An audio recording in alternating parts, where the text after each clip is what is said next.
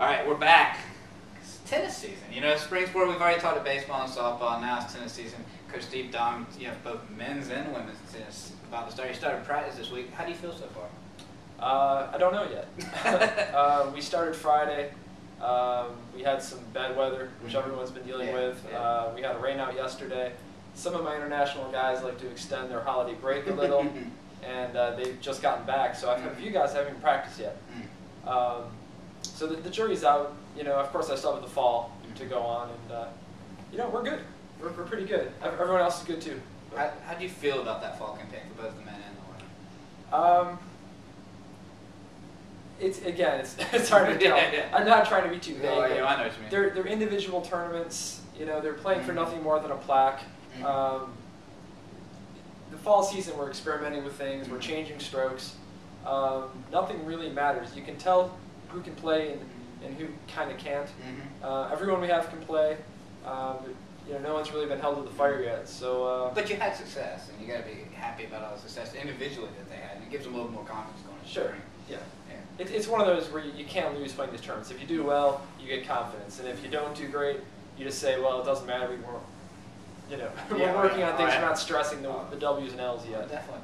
And now let's get on to the teams. We'll start with the men. The men come into the year ranked preseason 25th. Talk a little bit about what you expect from your men's team. We have the potential to go much higher. We have, I think, 4 freshmen in the top 6. And you know, these guys have a great past in the juniors.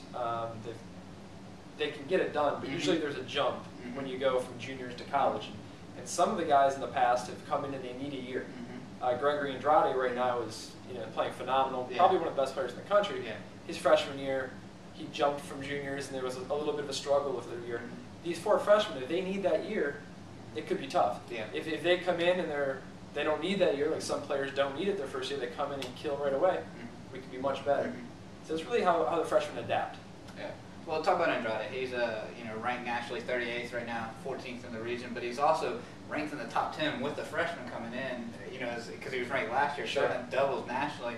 But just talk about what he did last year and what he expects from the doubles team. Because I'm guessing he'll play one and play probably one at doubles. Yeah, I mean, unless something crazy happens, he's going to be at 1 singles and 1 doubles. And he's the leader of this team. He's playing the best. In the fall, he played. He was up a set and a break against Mick Doja from Armstrong, who's either 3 or 4 in the country. So he's actually better than his ranking, which is his ranking's good. He's even better than that, and hopefully he can lift the people around him too. He's got the potential to finish top 10 in singles, and doubles he did finish top 10. So he's right there. Well, let's get to the women's team. What do we expect from your women's team? They're, of course, not in the preseason rank, but they had a really great spring last year. Just finishing just below 500. But do you expect them to kind of get over the hook and contend for an NCAA tournament appearance this year? Man, I hope so. They've dropped the number of regional berths, so it'll make it even more challenging. But again, with the women, I have 4 freshmen in the top 6 again. So we practice. They all hit the ball well. It's going to be how they compete again. Well, we talked about Andrade for the men. Does Stephanie Humphrey kind of fill that void for the women? She's going to be the leader of the team. She's going to play 1 singles, probably 1 doubles. I'm not 100% sure on that, but most likely she'll be at the top each place. She's a senior. She's our captain. She's our sack rep. She's going to lead the team.